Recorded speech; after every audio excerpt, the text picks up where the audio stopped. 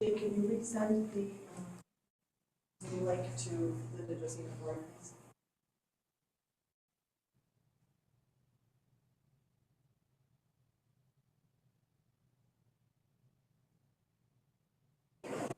We can start.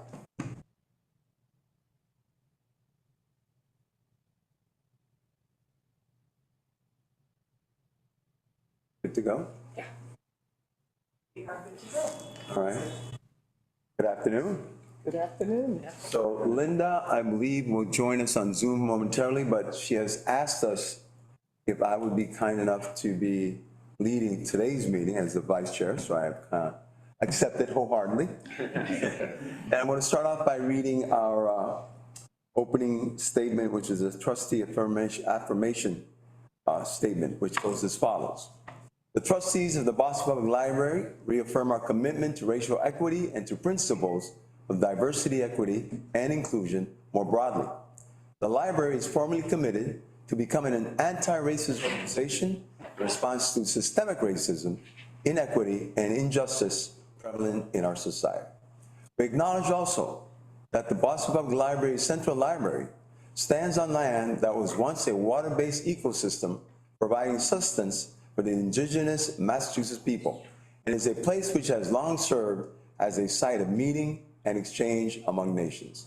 We are committed to land acknowledgements for all locations at which we operate.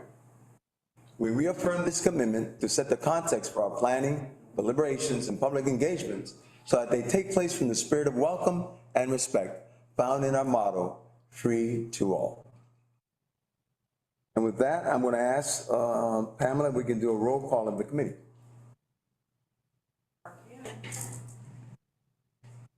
I'm just going to read your last names. Arana Ortiz, Yes. Berman, Here. Coleman, Josina Ford, Jeffries, Leonard, Here.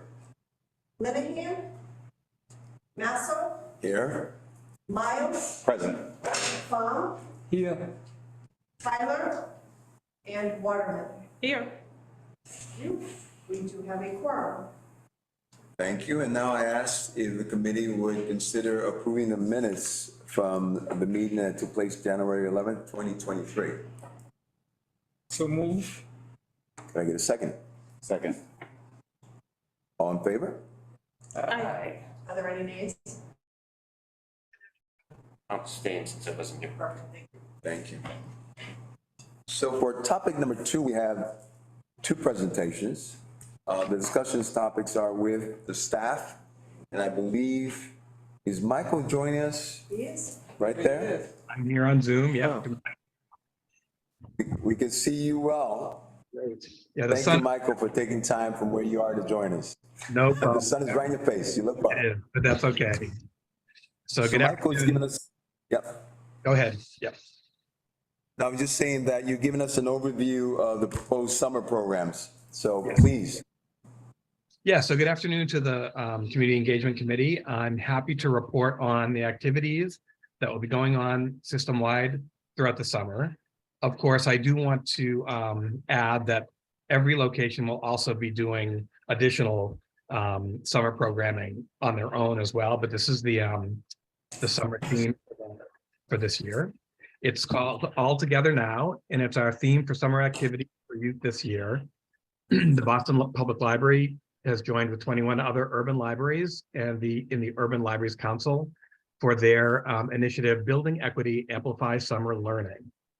So the Building Equity Amplify Summer Learning initiative supports engaging learning opportunities for middle school youth in summertime who've historically been excluded from STEM opportunities based on race, income, gender, ability, other issues. Building on the success of the ULC's Partners for Middle School STEM initiative and the hard work of our first learning cohort libraries, the goal for Building Equity Amplify Summer Learning is to position libraries as critical community anchors for learning, accelerate the public library's role in summer, and reinforce the library as a place in the community for equity and inclusion. We're going to incorporate summer reading into this initiative, and that will have a focus on early literacy. Summer provides a time of tremendous opportunity for youth. However, it's also a time that reveals significant inequities for many, including children and youth of color and those living in high poverty and with physical or emotional disabilities. On October 24th, 2022, the Urban Libraries Council, in partnership with National Summer Learning Association, issued a call to action on equity in summer learning, which the Boston Public Library was one of the 21 libraries that signed on. So if we go to the next slide, you'll see this initiative has 3 components. Just wait for the slide, right. So the first one is STEAM programming to promote summer learning, where each branch will be able to select from 2 block programs. Those are programs we provide centrally, and we can send them out to any of the branches. And they'll also be presenting 2 of their own programs related to STEAM. So I just wanted to give you the list because it's very impressive of partners that we'll be working with to provide this STEAM programming. It includes the Boston Lyric Opera, the Animal Rescue League, the Model Zoo Organism, Read Boston, Countdown to Kindergarten, Carrie Percival Illustrator, the Boston Youth Poet Laureate and finalists. We'll have professional panels featuring the Sociedad Latina, ACE Mentoring, and National Society of Black Engineers, and the Institute of Contemporary Art Teens leading art programs for teens. So those will be the programs that we will be offering to the branches. They can each pick 2 of those programs to host in their branch, and then do 2 additional ones that they come up with on their own. We'll also be doing system-wide all together now bingo to support the summer reading portion. This is to engage families around reading and learning throughout the summer, along with our early literacy story times. If you've been paying any attention to some of the winter reading challenge we've done, or past summer readings, the bingo is really very popular, and it's very popular with families. It really engages them. So we're excited to be able to incorporate that as a system-wide offering. And then every year we do our Read Your Way to Fenway program, which allows a great number of kids to go to a Red Sox game. They just write an essay about a book they've read, and we pretty much are able to accommodate everyone who signs up, and they get to go to a Red Sox game in August. So it's a lot of fun. So that's what we're planning for this summer, and I'm happy to answer any questions if I can. Michael, I have a question. Hi, it's good to see you. Is the program set, or are there room for more partners? I'm sure there's room for more partners. I can certainly provide. So this is being organized by our youth services manager and our assistant youth services manager here at the Central Library. And Jess Snow, our assistant manager, is coordinating all the programming. So if there are other organizations you want to recommend, I can certainly either give you her email, or you can pass them on through us and we can pass them on to her. Thanks. What are you thinking about? Well, I'm just thinking about the Little Mall project, and I know I connected Angela to the Little Mall team and David to the Little Mall team. Little Mall's this 12-foot puppet who's bringing awareness to the plight of folks or refugees fleeing war-torn countries. And she did a walk across from Syria to the French border at Calais, and then crossed the English Channel, and then toured the UK. She spent 10 weeks in New York, I think last year, and is now going to do an official North American tour starting here in Boston in September. And so there's going to be lots of engagement opportunities, and a lot of arts organizations in the city are going to be working on this project, and just wondered if there might be some space for collaboration. Yeah, I know she's scheduled to talk with Angela next Friday. Yeah. Angela is unfortunately unable to join us today. I'll do her presentation when we get to that. But I know they're engaged, and I think this is a very specific program around those particular initiatives that Michael has reviewed. So that doesn't mean there aren't other opportunities more broadly, and certainly beyond summer. But specific to STEAM programming for summer learning and youth, that's really what the highlight that Michael has gone over. And to be clear, they are still, I know they're still reaching out to other program possibilities. So nothing is closed, nothing is completed yet.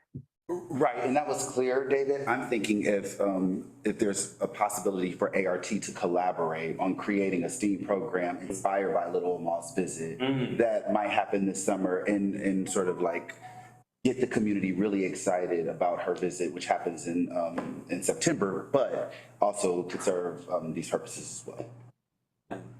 Great. I really like the third part, read your way to Fenway. But I also like to add that numbers of kids from Latin America, from Africa, from Asia, they prefer soccer. So just wondering if we could expand that and say, read your way to the revolutionary. The revolutionary people, yeah. Revolution, that'd be a great one, yeah. Revolution. The revolution. Yeah. It's a great idea. We have worked with the Revolution in the past. They've been very interested in working with us, so we can certainly look into that. Certainly, even if it doesn't come up this year, we can certainly re-engage with them, but that's a great idea. I mean, I think it's fair to say we have at least relationships with all of the 5 major sports organizations, although people have different definitions of what those are, but nonetheless, certainly the traditional ones. So the Bruins are a big part of the pajama drive that we just did, for example. They're also a statewide sponsor of summer reading. We did the exhibition with the Celtics on their anniversary 2 years ago now, yeah. So. Yeah, but I think the Read Your Way to Fenway program has a strong history here, and we get thousands of tickets donated by the Red Sox Foundation as effectively as prizes for participation. They're participation prizes; they're not winning prizes, and it's always a great day in August for. Actually, that would be an interesting opportunity for this committee to, I think, be invited to participate in that day. It's an August Saturday or Sunday where everybody gets their opportunity to go. Michael, it's Joe Berman. How are you? Good, thanks. All these programs, obviously they're great and they've been going on for a while. Do you have specific sort of metrics or goals that you're looking for? You talk about participation and trying to engage young people over the summer, which we know is obviously really important. Are there specific goals that you're measuring success by other than participation? Yeah, there definitely are. I unfortunately am not aware of them because I'm not part of the cohort that's doing the planning, and I didn't get that information, which probably would have been a good idea. But there are definitely goals and evaluative measures that they are working with. In fact, I know they've started having those conversations with all the children's librarians, but we can certainly get those for you. Okay. I mean, participation in and of itself is great, obviously, but if we can take it to the next level and sort of see, and I don't know what those are, but it would be interesting to see. I'm glad to hear that you guys are all on top of that. We're hoping in next year's budget to actually fund a position for program evaluation and analysis.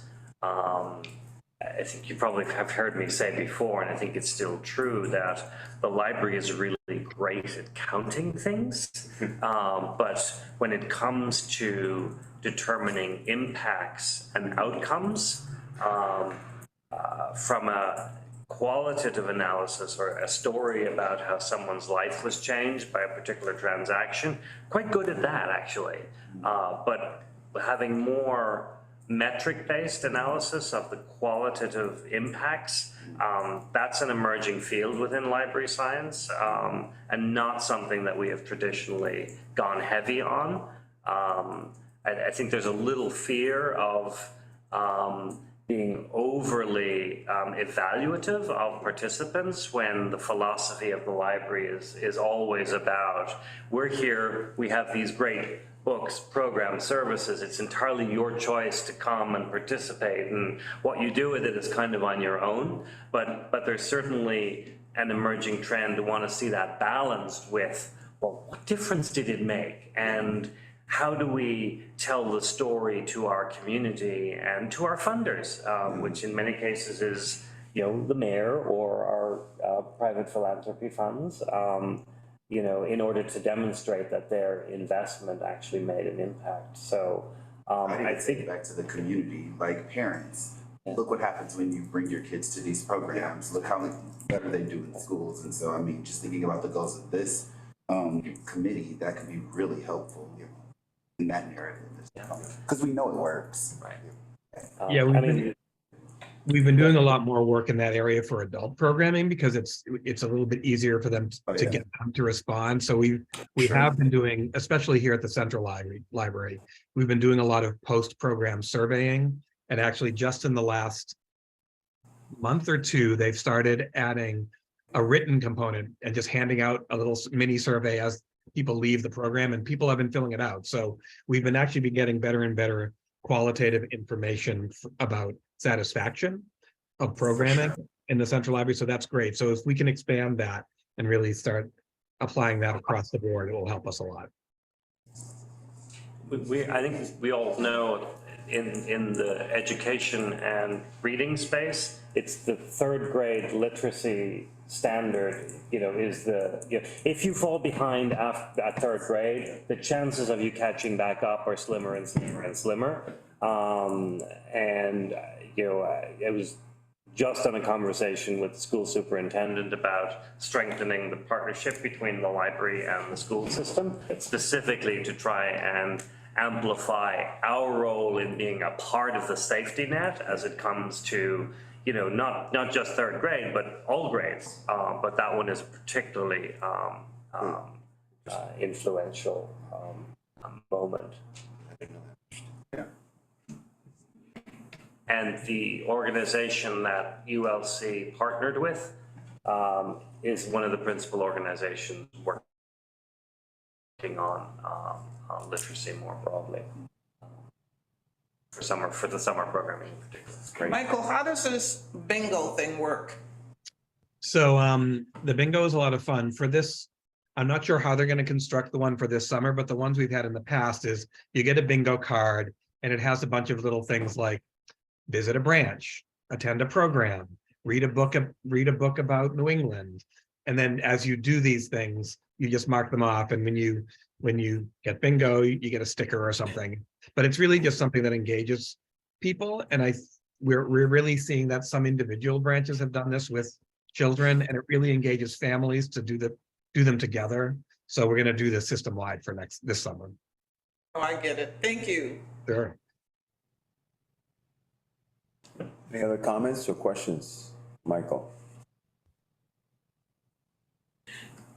I know this was a topic that Linda Dorsina Forey was very interested in, and also Jose, in terms of what's going to happen this summer. And as a committee, to be aware of what the various programs that will be rolling out.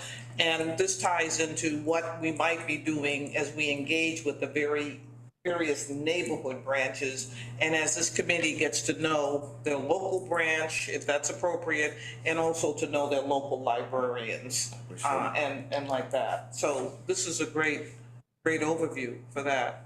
Yeah, so as things are scheduled, we can certainly provide you with the calendar so you can see when everything is actually happening.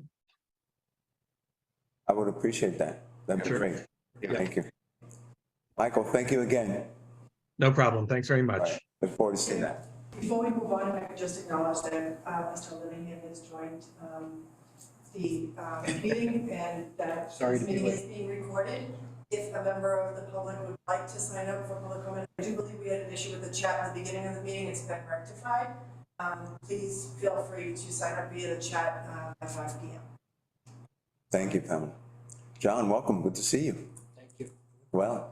My apologies. No, that's all right. Pam, good to see you as well. So the second part for discussion, Dave, you already teed it up by saying that you will lead this one. Yes. Angela did the work in preparing the presentation. She is the Director of Strategic Partnerships, but unfortunately is ill and unable to join us either in person or online. So I will present her material.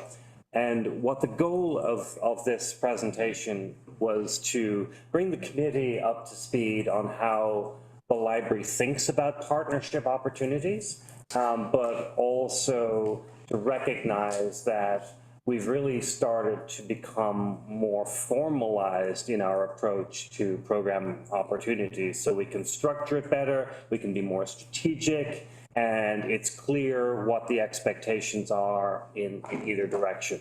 To some extent, this is still a work in progress. We learn iteratively by doing and learning what works and what doesn't. So part of this framework is certainly open to change and to growth. But let me go right ahead. So the first, So David, Yeah. I see people taking notes. Will you send us this presentation? yeah, absolutely, Okay. yeah. So you- For my Yeah. I know, I saw. So the first distinction is really thinking of partnerships in one of three ways. There are program partnerships, and the ones Michael was referencing in the earlier presentation really are the best examples in the current conversation of that. It would include our relationship with the Museum of African American History. It would include our relationship with the ART. It would include many other types of organizations, and we have some slides later about listing the range of partners that are active. But the program partner is an organization that focuses on providing educational, arts and culture, or informational programs for our patrons. So it's really amplifying the work of the library, recognizing that, you know, we're stronger when we do things with others, and also that we should not try to do everything ourselves or do everything alone. Service partners are the second category, and examples of those would be Pine Street Inn, for example. They deliver a service directly to, obviously to their own clients, but also to our patrons in the context of working with the library. Mass Edco, which is formerly known as ASA, which lives in the lower level of the Boylston Street building, is financial assistance for people going to college. That's another direct service that's in partnership with the library. And the third category is really that broader category of fundraising, philanthropy, and support.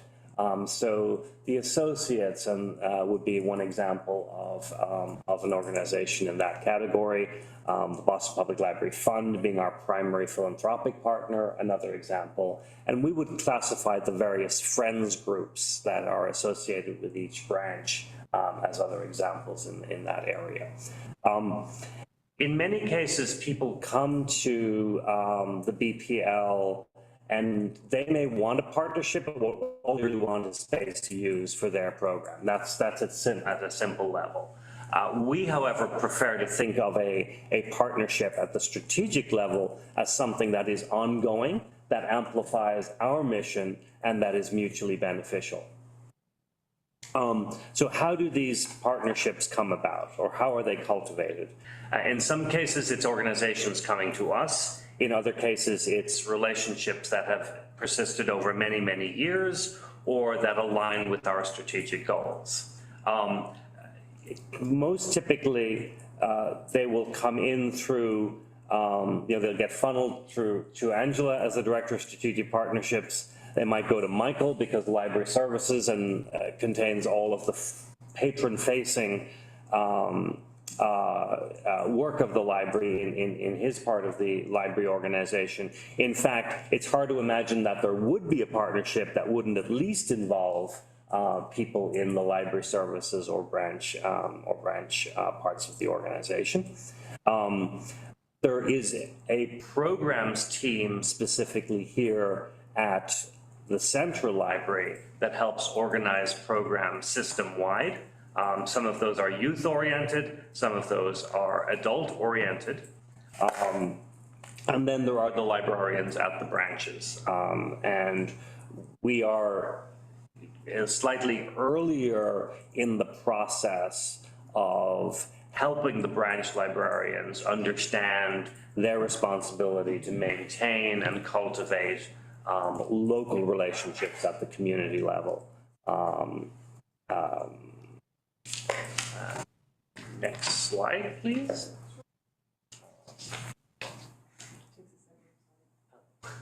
Let's go all the way out and then all the way around. And so the next slide has on it the some additional groupings. So our affiliates and fundraising, we have up here the Boston Public Library Fund, 11th Hall Mappin Education Center, the Associates and Citywide Friends of the Boston Public Library.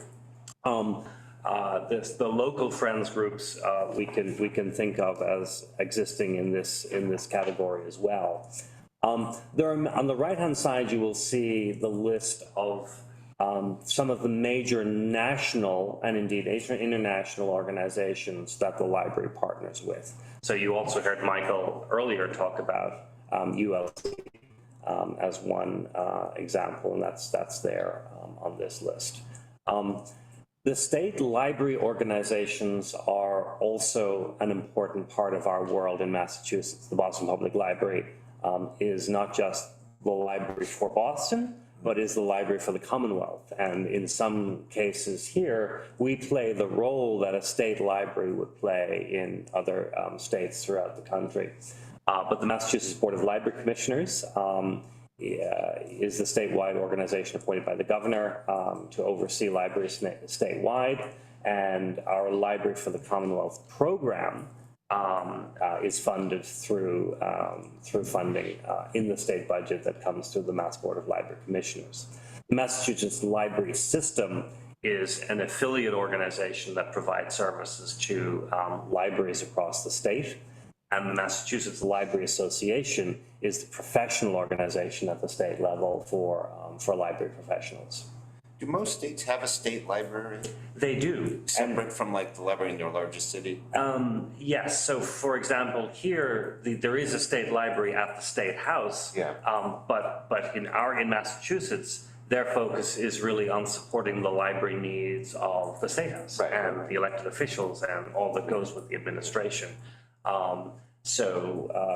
In other states that there would be statewide services might be run out of that organization, as opposed to in Massachusetts, where BPL, as Library for the Commonwealth, provides some of that function. And that's supported by the state, right? Yes.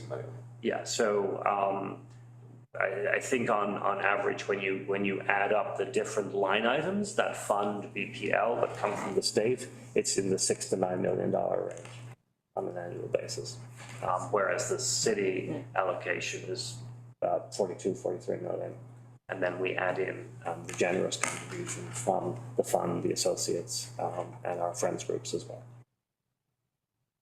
How does the citywide Friends work? So many of the friends groups have had high points and low points in terms of their level of activity and what the commitments of the volunteers are at any given moment in time. So the citywide Friends, their main source of funding is the book sale that they run on a monthly or quarterly basis here. So books that we are weeding from the collection, or donations that are received from members of the public that are not suitable for our collection. One of the places they all go to is the Citywide Friends. On a similar scale, you will have that happening at the local friends groups at branches as well, many of whom also run their own book sales for the local neighborhoods. And the Citywide Friends is a group of really between about 5 and 10 individuals, volunteers, who run the book sale. And on an annual basis, if Michael is still on, he'll probably have this number at the top of his head more readily than I will. But we'll typically have a grant for $30,000 or $40,000 to the library for a specific program. That's right. Thank you. And in some cases, the Citywide Friends also support some of the other friends groups around the city, particularly those that are not in the more affluent neighborhoods that might have trouble raising the right level of funds on their own. So it in some ways helps rebalance a little of the equity issues that we often see. But I think to Priscilla's point, are the friends groups mostly here for purposes of fundraising as opposed to community engagement on a more hipper local level? And Priscilla Foley, who is right here, our Director of Neighborhood Services, who spoke with this group at the last meeting, can help out on this topic. And I think when we scoped the topics for this committee, one of the next ones we want to tee up is inviting a couple of representatives of friends groups and maybe a couple of the branch librarians to come join us for a more involved discussion. I think it's fair to say that they're definitely all about a little fundraising. In many cases, they become a group of friends and neighbors who like to meet at the branch, and in some cases, they will sponsor or organize programs. I hope in conjunction with the branch librarian always, but not always in practice. And you get a range really of activities. I think, you know, Jamaica Plain, the Faneuil branch in Oak Square in Brighton, Roslindale stand out off the top of head as being really strong and certainly have the ability to raise funds in, I would say, the $5,000 to $30,000 range on an annual basis. And then you have like really strong groups that meet regularly. Roxbury, Upham's Corner, for example, but their ability to bring funding to the table is not as strong, or it just hasn't been their focus in some cases over time. They are all independent 501c3 entities, assuming none have lapsed. This happens from time to time, but they have their own boards and their own priorities also.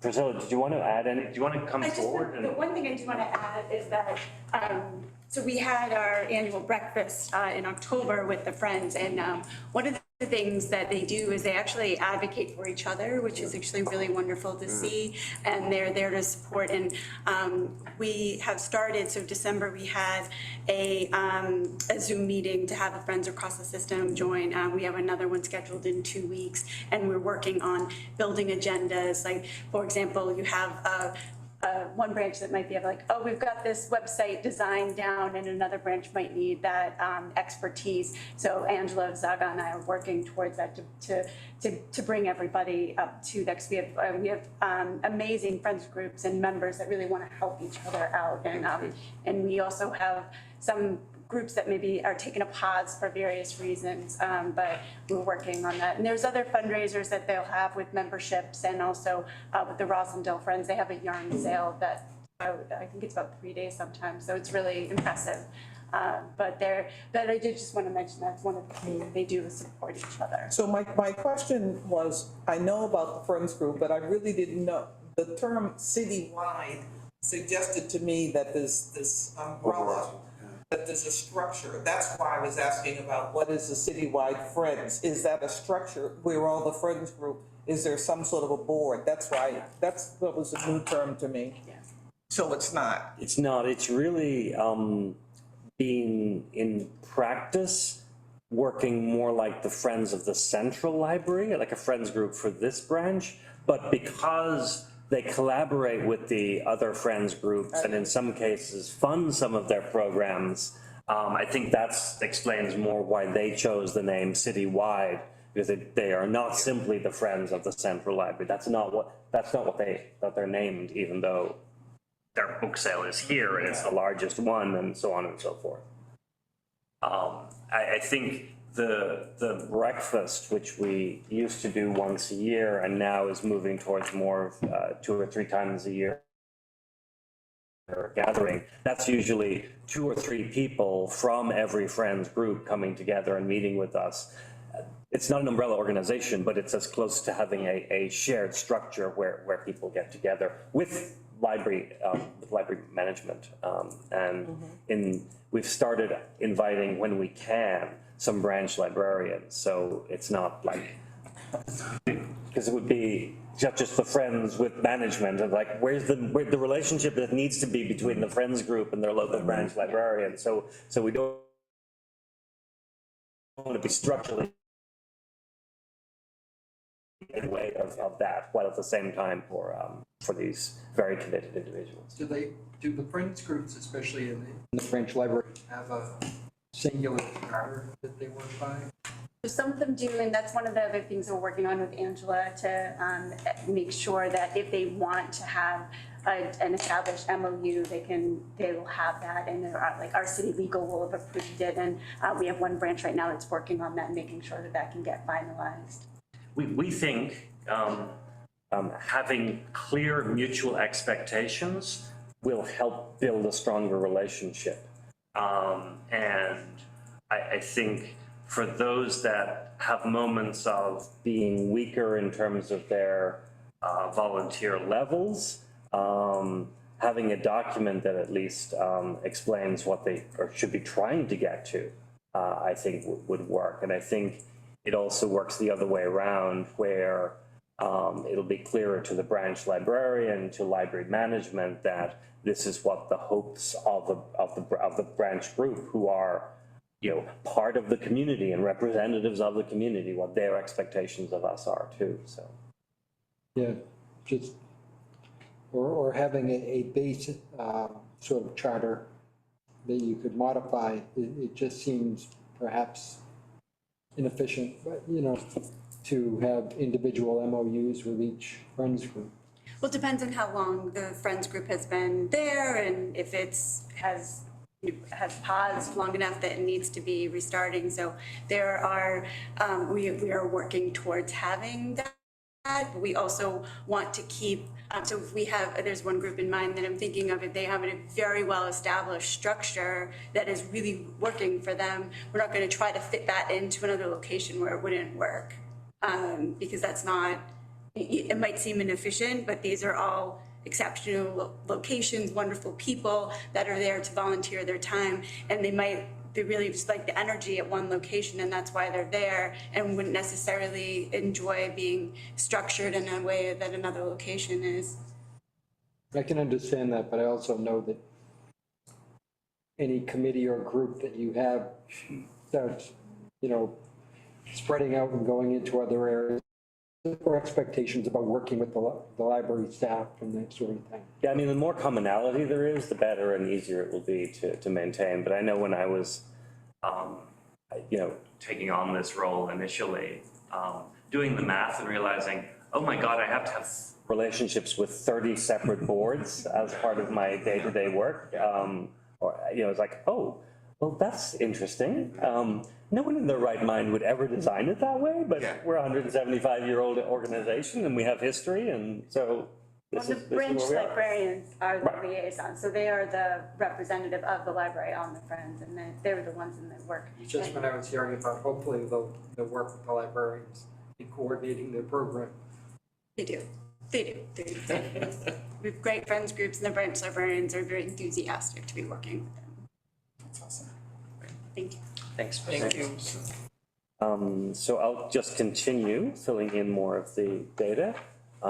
Next slide, please.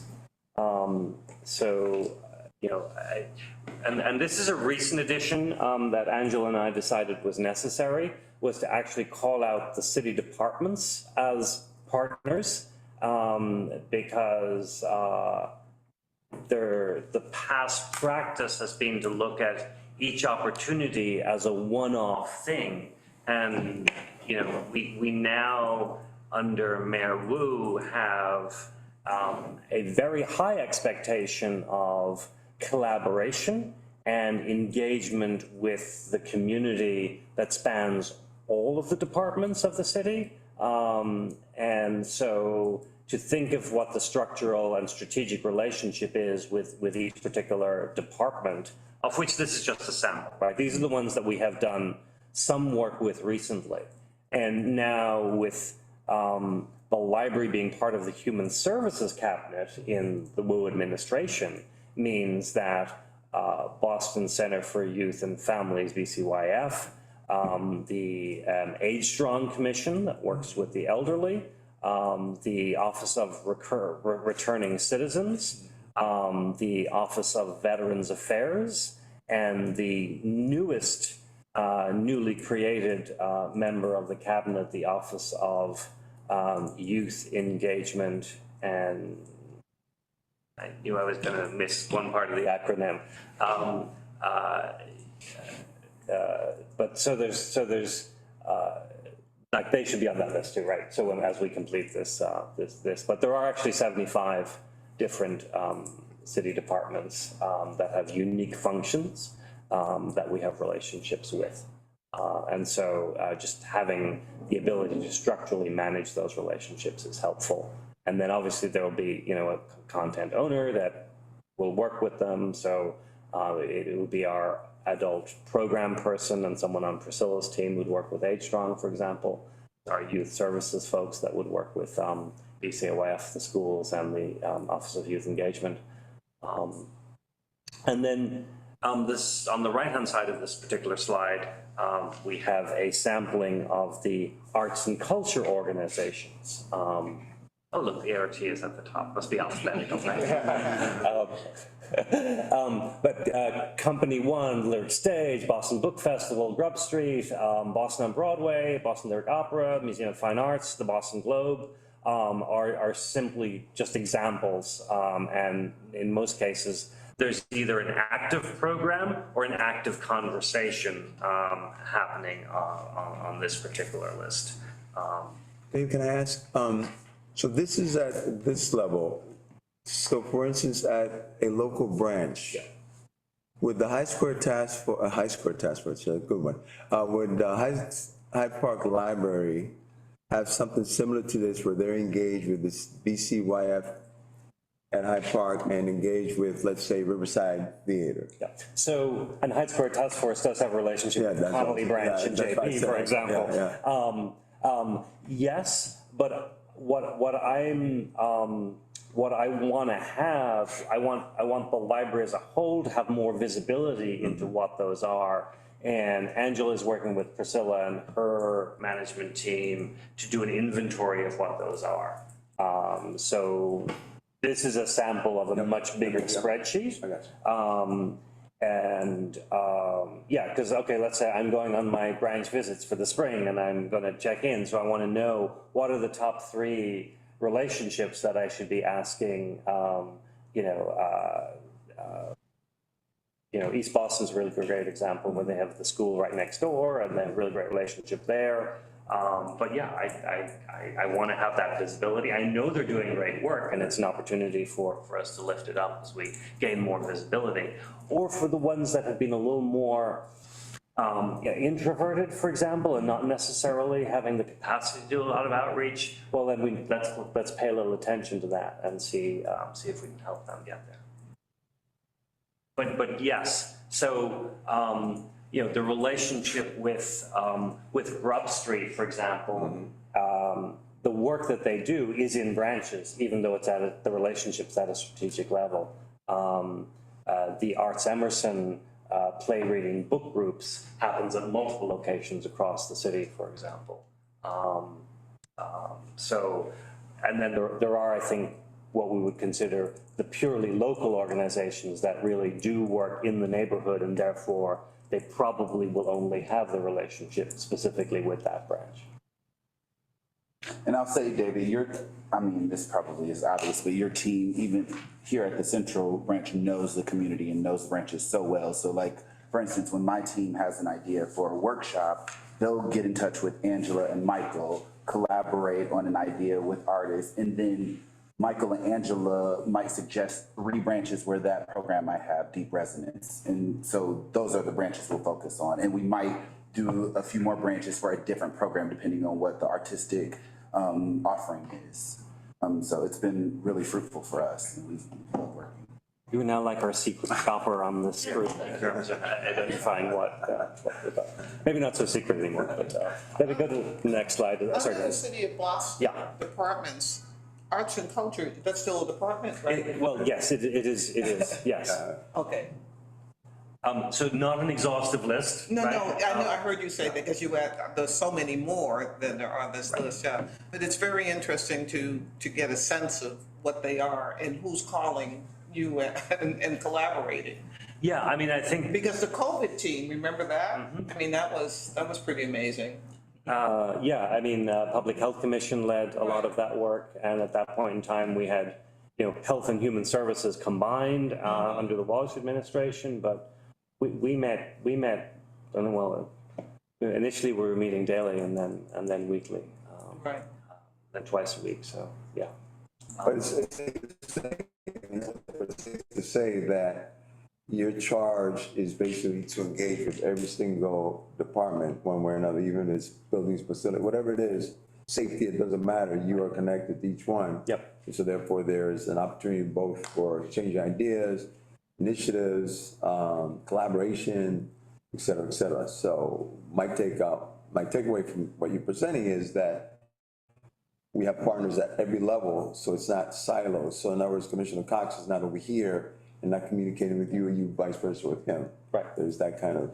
Right, I mean, I think when it comes to city departments, the relationship is either an operational one, such as with BPD, and therefore it has to be with the commissioner, but it also has to be with each local BPD station. Emergency management, public works, all very operational focused. Do our facilities people know who their opposite numbers are? So it's really about making sure that level of communication's in place. The ones that we're truly highlighting here are much more about the programmatic serving of our shared residents. And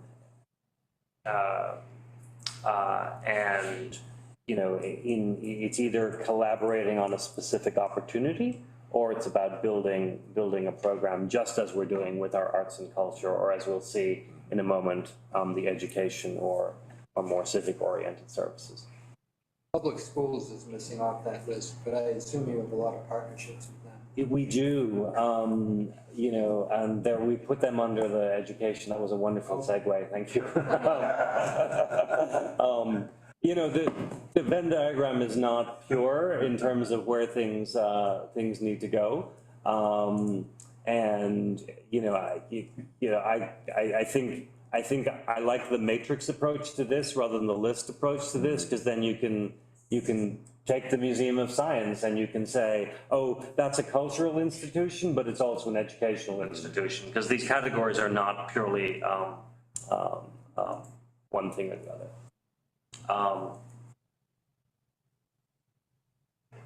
Right. So on the left, you will see a mixture of organizations. We have something like 37 colleges and universities in the greater Boston area, depending on where you want to stop drawing the map. There are many, many organizations that work directly with BPS and the other Boston schools, and so we intersect with them. The individual schools themselves, the goal where this works really well is that the principal and the teachers know the branch librarian and the children's librarian and the teen librarian well enough to have that relationship at the local level. And then there are some unique additional educational institutions as well. Is there a program with them to familiarize them with the library and get them the library cards? Yes. I'm now on my 5th superintendent in this role, and excited. Maybe I said this before you got here, but was literally on a call with the superintendent earlier today about now that she's had a little time to have her arms around her challenges and her opportunities.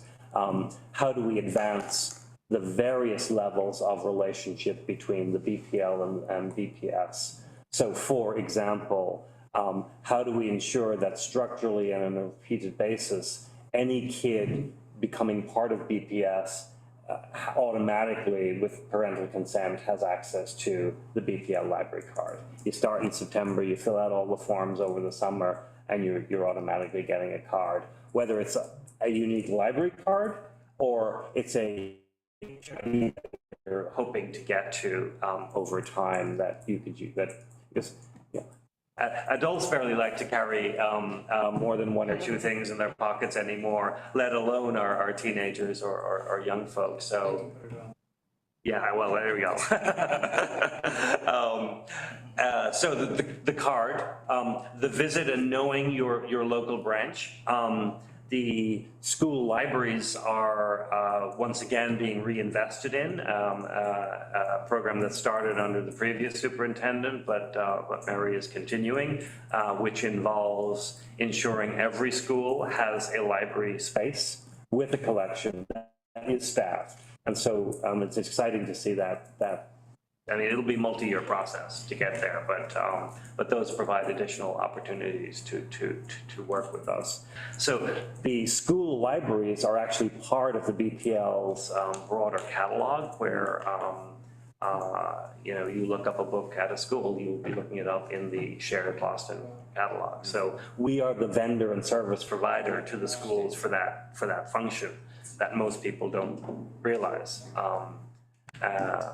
And we also, under that program, as a footnote, Chelsea and Malden are equally served by BPL as part of the Metro Boston Library Network. And that also includes Fisher College and a couple of other small institutions as well. So there are multiple levels to the relationship with BPS that we want to really double down on. You know, it should be as simple as, okay, here's the summer reading list that we're doing together. And so what you're dealing with in the classroom and what you're dealing with out of school and after school feels of a piece. I'm sorry for asking too many questions, but do schools do field trips? They do, they do. So what ages, is that all ages or, yes? Yeah. I think what happened, I mean, all this stopped under COVID, right? So we had 2 years of none of this happening. And so this is both a challenge and an opportunity to restart. In fact, not only with schools, but with all of our partners, people are coming, okay, we're ready to do partnering again. Like we're going, everybody all at once? I mean, that's like, you know, so it is definitely a capacity challenge. And so the word strategic becomes even more important to say, well, yeah, we'll work with you this year, but would you mind waiting until next year? Or let's talk about what this could be. David, thinking about many levels to partnerships and emerging from our last conversation about qualitative and quantitative analysis and how we can do a better job of telling our story and articulating impact, I wonder if there are relationships to be excavated or deeper or different relationships to be excavated with some of the universities. Maybe there are grad students who might be interested in partnering with the library to do some of that analysis. To do the analysis? The analysis, the reporting, helping to articulate that story. Obviously, that impact study is going to have to be longitudinal, but you know, if you get in a good relationship, maybe there's an institution who's willing to go on that journey with us. Yeah, I have high hopes that something through Simmons University, which is the university that has the library science program for the region. Because this is a subject area within library science. And again, it's reminding us that library science, as one of the social sciences, pays attention to research data in terms of the work that happens. This is why, and Michael and I think have had this conversation a few times now, that we need a person on our staff with the expertise to then leverage these resources at the university level. For sure. And it just seems like a perfect time with the new superintendent, and now knowing that the BPL is the vendor for the libraries and schools, it just seems like a wonderful connection and opportunity. It's, I mean, yes. Yeah. I have much more thoughts on that. And I mean, you'll see, you know, Boston University, well, it's not on the list, but Boston University, we have a strong relationship. Northeastern, we have a strong relationship. Boston College, we have a strong relationship. You know, in the case of Northeastern, it's with the library as our main individual entity there that we're doing partnership work. with Boston College, and it has turned out to be, it's actually the Irish Studies Department where we have a particularly strong relationship, as well as recognizing that both BU, BC, Harvard, and MIT are peers within the Association of Research Libraries. And so there are multiple touch points where we intersect that you know, it's almost, I need a giant chart to convey the intersectionality of all of this. And I know we at Harvard are very close with Honan also. Exactly right, exactly And then we right. got the tie-in with Harvard Business School, that links with Yep. the research underway. Correct. So through an introduction facilitated by Priscilla Douglas, Get the prodding of they're on there. So we have an engagement underway with a cohort of HBS students, specifically drilling into how best to use social media in with an equity lens to get the word out about what's on offer for young people at the libraries more broadly. That's another example of doing exactly what you were suggesting. It's not about the quality of data, but it is leveraging the resources. You know, I think the value of that, when it's tightly scoped, is worth weight in gold. I think the question for us is always also about how much capacity do we have to manage all of these relationships. And so if all of a sudden everything on all of these slides wanted to be active at once, that's difficult, right? Yeah. And it's also, I think, a nurturing process. We build a relationship. It's a lot of meetings up front, but then you realize, oh, well, the Bridge Over Troubled Waters program that helps troubled youth, well, okay, now that that's established, it's fine for those individuals to partner with our Teen Central folks. We don't all have to be paying attention to it once it's established. So it's really about researching, incubating, growing, and then getting to a sustainable level. And I would offer that at least during I always think of the sort of initial meeting phase, the dating phase. During the dating phase with some of these organizations or organizations that have yet to be added to the list, I'll use a nice statement. If I can be helpful in some of, that dating, I'm happy to lend my time that way. Knowing that eventually, obviously, a staff person will have to shepherd that to the right corners, but I'm happy. We should only date so many people. That's really what no judgment in this space at all. Yeah. And then the final slide from Angela is really just our thoughts on how do we keep up. So we have implemented a CRM, a customer relationship management software, to track the partnerships, because it's there's a lot of them. And we've shown you a sampling of the master spreadsheet that Angela and I have been working on, and that will be added to from the branches as well.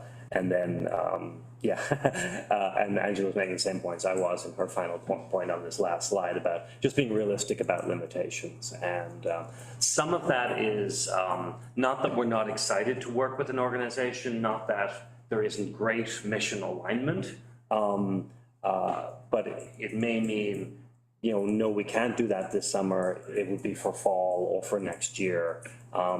We really know that even when we're building our own slate of programs or wanting to work with a partnership, it's really about 6 to 9 months out in terms of when you start to when you can actually activate something. More because there's so much going on.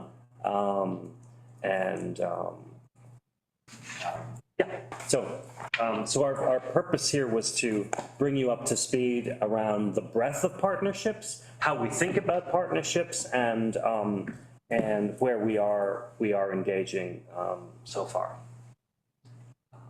Are there additional questions? One of the things that we talked about, I don't know that we're here or is that in the partnerships, a lot of times we have all these fabulous programs and people come to us and ask us to partner with them on a program. And I know that we discussed, do they then advertise the program on their own? So it's not just us putting it on our website, but what is the active role that our partners play in getting the word out through their social media? So that's one way of offloading some of this responsibility. You know, oh, we want to have a program with the library. Well, great. Yeah. You have to do some work yourself too. Yes. Yeah, my favorite thing to say in the earlier parts of that is, we do not come with a built-in audience.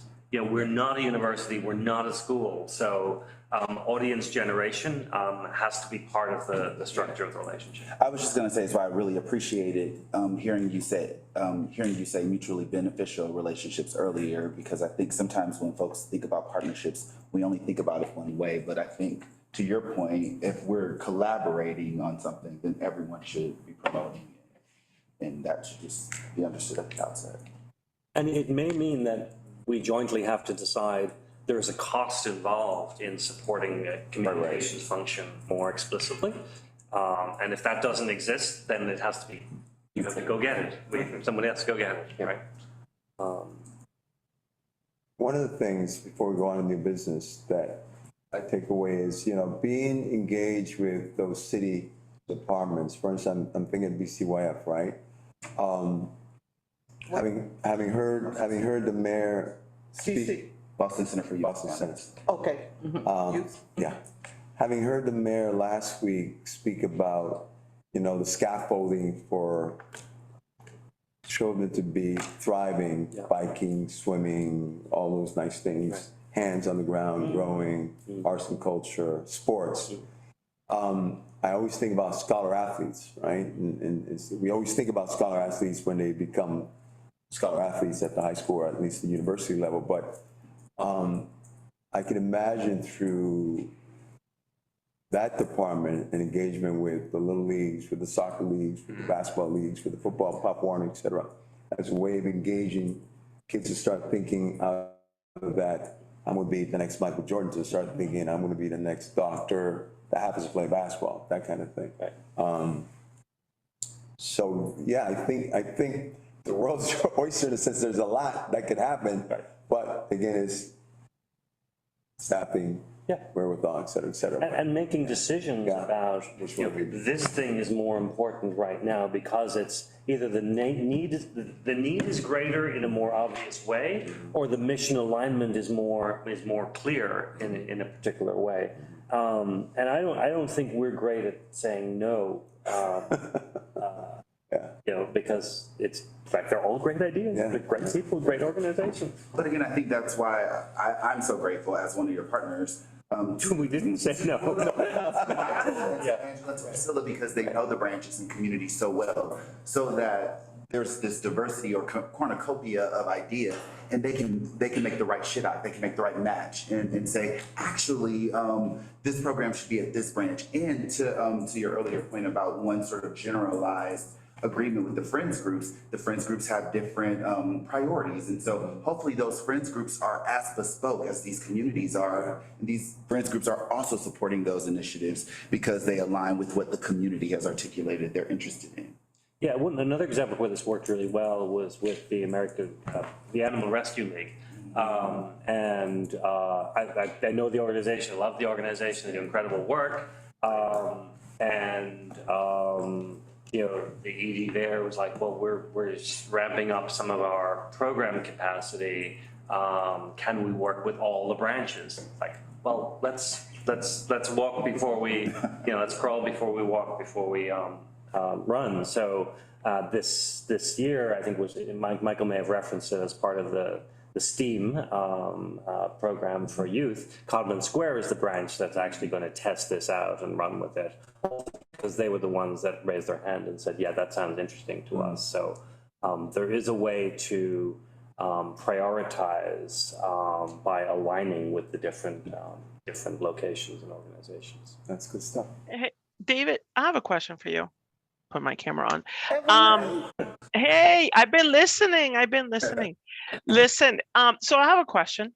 So do you establish standards, you know, when, for outreach, for example? So if you have an organization, one of your partners doing a program at the library, do you give them standards of this is the expectation on outreach?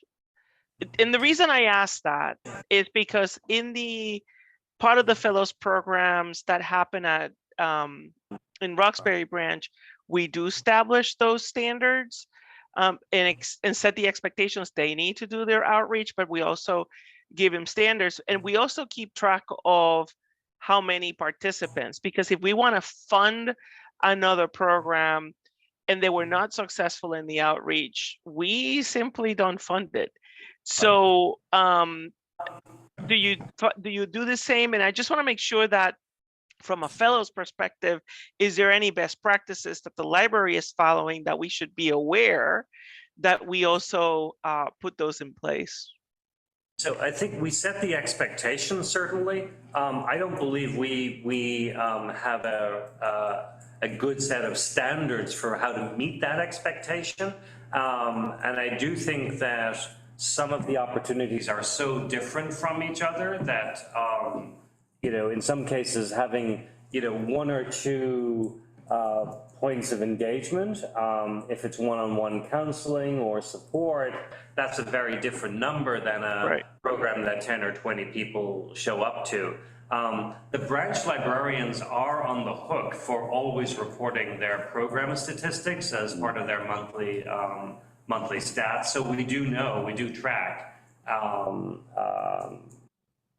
But again, I think this is an area where we're early stages of building what those standards are. So I think Angela would probably like to see what the fellows are using as well. I'm sure there are some points where that's actually more developed, and other cases where it probably wants to see what develops more system-wide as well.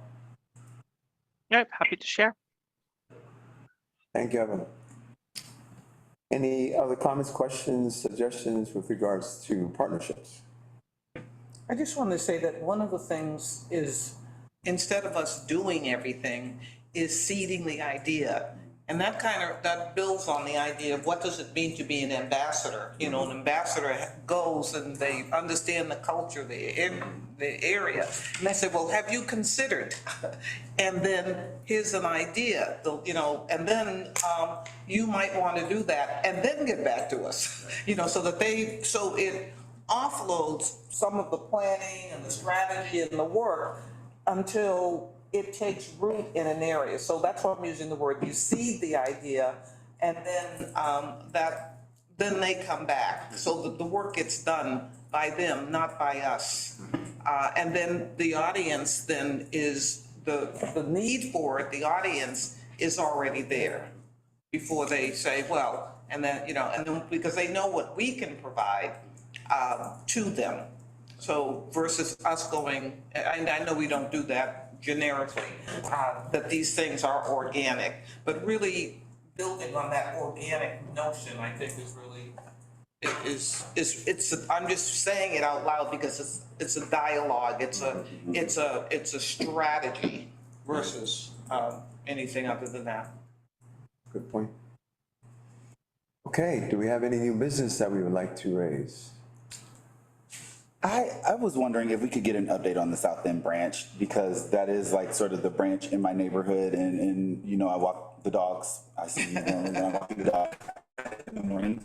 And so I just wondered if you know, some of my neighbors have been grinding on about it, and so I just wonder if we can get a quick update. Share. Sure.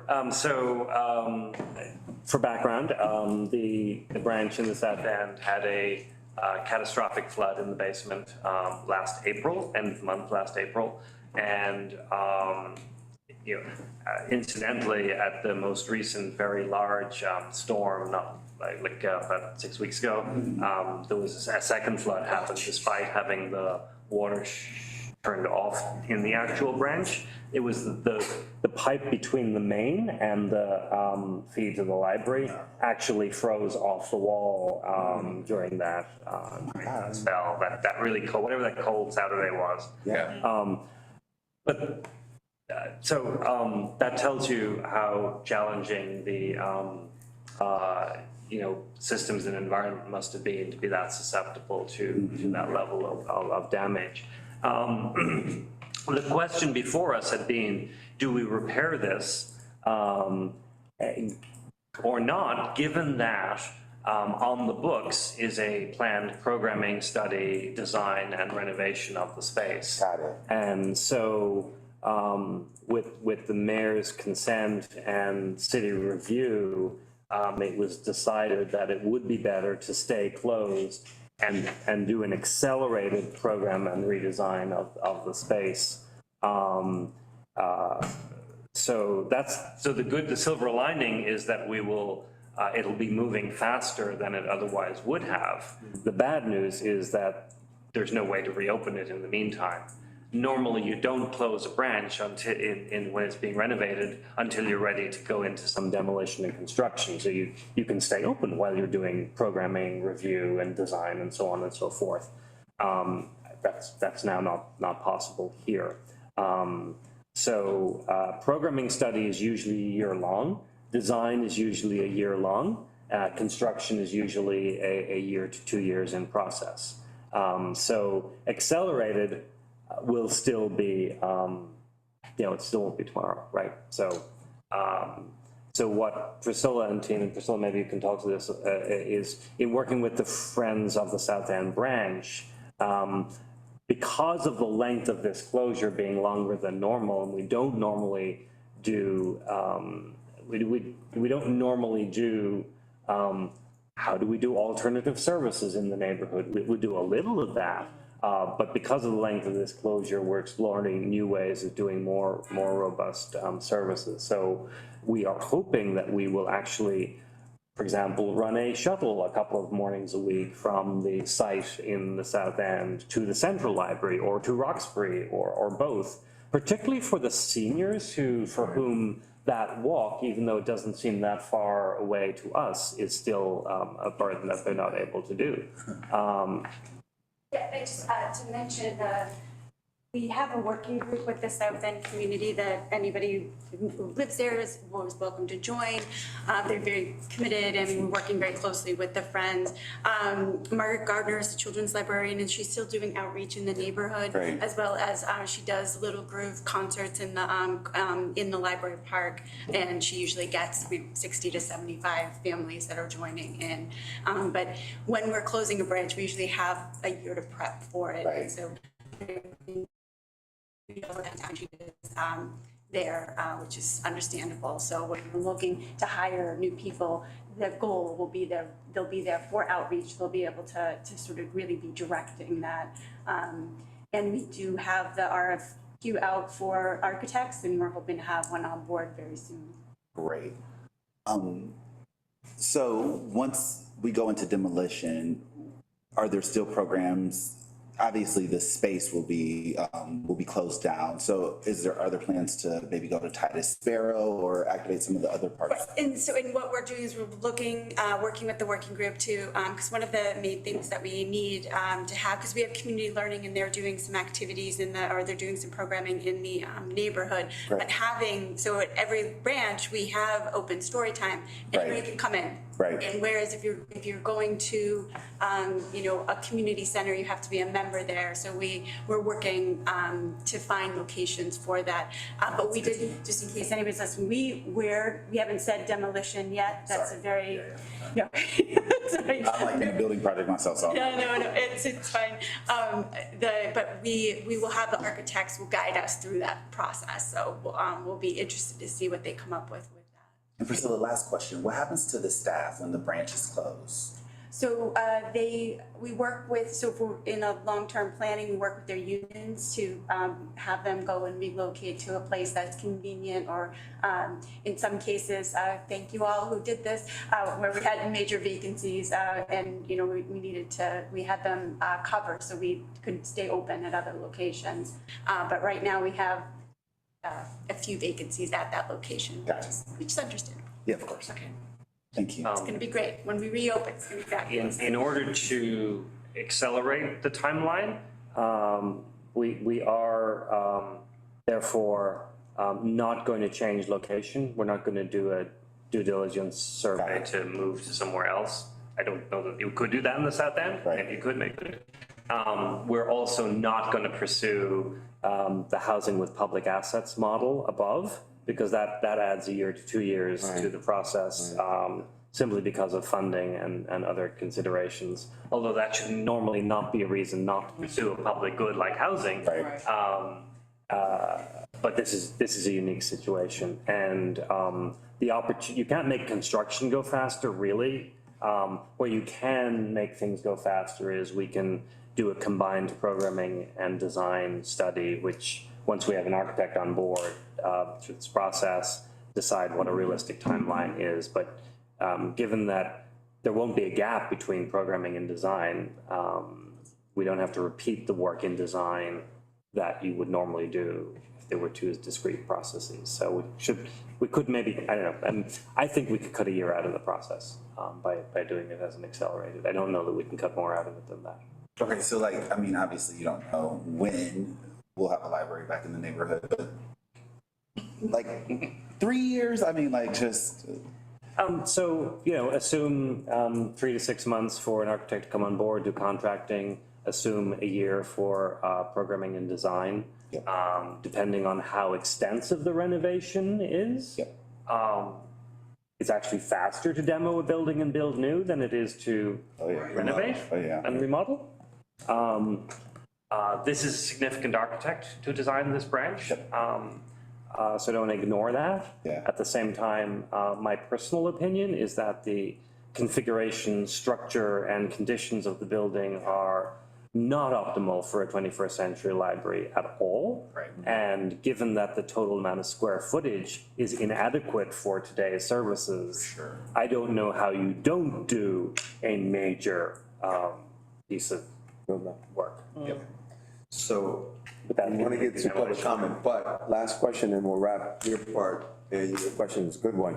How are we communicating this opportunity beyond the working group and the Friends? So the Friends are fantastic there. And then also our branch staff also connected, and then my name is on the door.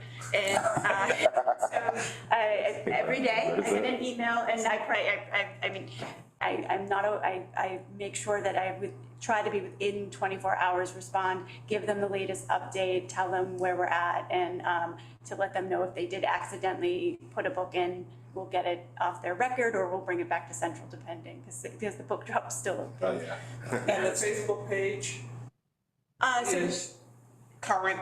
Yes, yeah. Yeah. And the South End News has done coverage as well. Yeah, but the Facebook page doesn't have pictures of the catastrophic situation. I don't know. It actually has a picture, it has a picture of like, oh, we're closed. It's like, yeah. No, I mean the dent, for people to really, can you? It's, you know, it's just a dry basement right now, so it's not really, yeah. Okay. All right.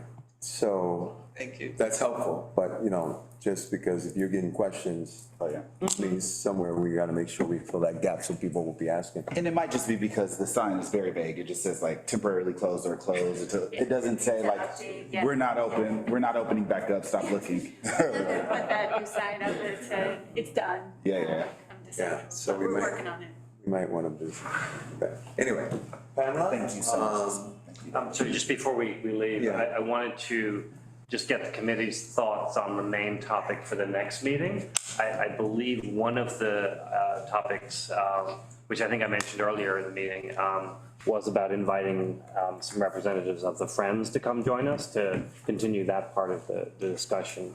Priscilla and I can work on who we think would be good interlocutors for that conversation. That would be great. And librarians? Yeah. We get a Yeah, librarian. the library Yeah. would, yeah. Yeah, because I think, hearing from the friend and the branch librarian who work together, that could be interesting, yeah. And you could think about it from those that are at this level of engagement in whatever we call success to those who are at this level of engagement and whatever we call successful that way. I figured you would do that. Some superstars and those that are rebuilding. There we go, there we go. We're good? So Pamela, what do we got here? I have two public comments, and I'm not sure if they already dropped off because of the. I apologize to them. Elizabeth Dillon signed up. I think she did, she sent it, she had to drop off. Sorry. And Angie was on, I'm not sure if she dropped off as well. Looking at the attendees, I think she may have already left.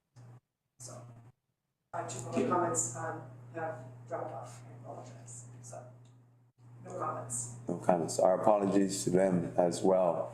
I was looking forward to being able to speak. So at this moment, it is 5:28. I'm going to ask if we might be able to adjourn. New business? I thought we did new business. Okay. We did new business? Yes. We did that. We completed that? I hope we did. Linda, I think we did that. That was when something came up. Yeah. So can I ask someone for a motion for adjournment? So moved. Second, Second. all in favor? And so I don't have what you usually have. So call us adjourned. There. Thank you. Thanks, everybody. Bye, everyone. Have a great Thank evening. you. Goodbye. Thank you. Great meeting. Great meeting.